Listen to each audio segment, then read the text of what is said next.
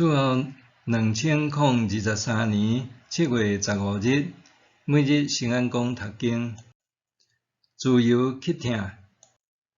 圣经咱做来听读，哥林多前书第8章第10到13节。关系这五常的物，咱知咱拢有知识，其实知识会互人骄傲，毋过疼心会造就人。家己想讲有知识的，实际上应该知的，伊也毋知。人若疼上帝，这人上帝已经捌伊。所以关系这五常的物，咱知世间的五常拢毋是真的，咱嘛知只有一位上帝，以外无别个。虽然伫天顶也是地上有所谓的神明，搁虽然有真济神也是主，毋过咱只有一位上帝，就是天父。万有对伊来创造，咱为着伊来活。咱只有一位主，就是耶稣基督。万有通过伊创造，咱嘛通过伊来存在。毋过，毋是逐个人拢有即款知识。有人拜五常惯势，到今仔日食即款物的时，还想讲是伫食五常的物。因的良心软弱，想讲会互迄款食物肉垃圾。其实食物袂互咱较接近上帝，无食无损失，食嘛无较有利益。毋过着说字，毋通因为恁自由的行为，成做软弱的人信仰的阻碍。若人良心软弱，看到恁所谓有知识的人伫五常的庙内啉食，安尼恁敢毋是伫鼓励因食这五常的物？安尼，这个软弱的信徒嘛是基督为着伊死的人，会因为恁的知识来灭亡。恁安尼做是得罪恁的兄弟，也是姊妹，伤害着因的良心，就是得罪基督。所以，若食物会互兄弟也是姊妹的信仰受阻碍，我绝对毋食这五常的肉，才免互我的兄弟也是姊妹的信仰受阻碍。自由去听。伫台湾多元的宗教信仰环境，庙会是人民生活中常常有通看到的景色。近年来，庙会文化佫成做形塑台湾观光形象的面貌之一。不过，面对这个民间宗教活动，基督徒的反应并无完全是相款的。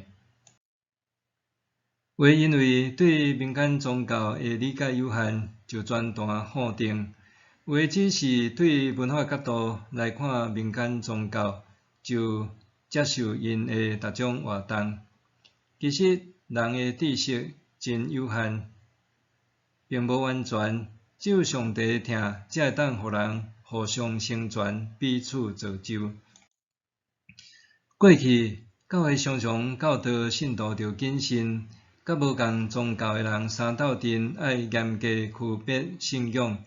教会也提醒第一代信徒，厝里若有祭祀，也是丧葬礼仪，爱闪避某一寡特定仪式，以免参与敬拜鬼神，得罪上帝。总是保罗对信徒的提醒，是专注定睛伫家己甲造物者上帝之间的关系，努力成做疼上帝的人，毋是绊倒别人的人。伫基督信仰团体中，也有各种类的人，有信仰软正的，有信心刚强的。保罗勉励刚强的信徒，应当为着疼的缘故，限制家己的自由和权利。故如信仰上软弱无助的一个需要，选择合宜的社交做法，避免互软弱者绊倒。做伙食饭是社交上认同的行为，特别伫多数是无共信仰的群体中，搁较着谨慎。笔者少年的时，庙会期间盛行钻砖头宴请人客。面对传统的风俗，老爸捌伫每年圣诞节踮厝里宴请亲友。一来是宣扬耶稣基督为着世间人降生，二来是突破信仰的限制，表达重视亲友之间彼此的关系，搁录取诚侪因中间的一员。台湾过去捌经历长达300年久的戒严时期，直到1987年的今仔日才解除戒严。美丽岛事件发生了后，印象中每当主日常常有千万人徛踮礼拜堂后面，原来是要监视教会动静的特务。直到1991年独立大会案了后，台湾才正式行往言论甲思想自由。伫迄个读社会主义思想和台湾史就会互调查局逮捕的年代，想要保有独立思考的想法就是有罪。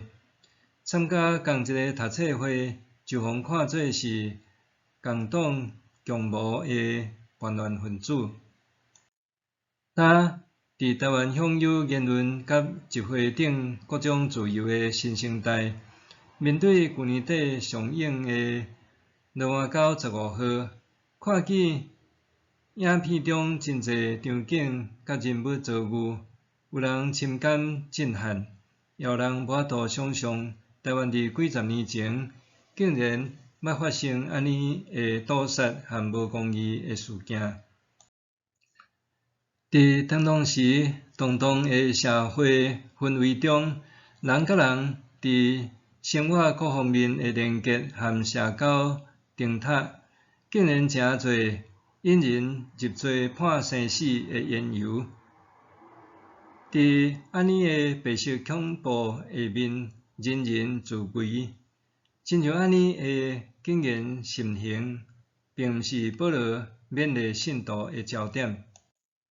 伊所仰望的是，咱会当定睛专注伫软弱肢体的需要，通互上帝听搁较丰富，生存伫信仰族群的生活中。默想，我要安怎突破信仰的限制，互周围的人感受到上帝的疼？我要安怎突破信仰的限制，互周围的人感受到上帝的疼？咱来祈祷，上帝啊，你是疼的源头，恳求你抚平过去历史的伤痛，修补一切关系的离痕，互我倚靠你丰盛的慈爱，自由活出你疼的样式。奉主的名求，阿们。愿上帝所你身心灵拢永行平安。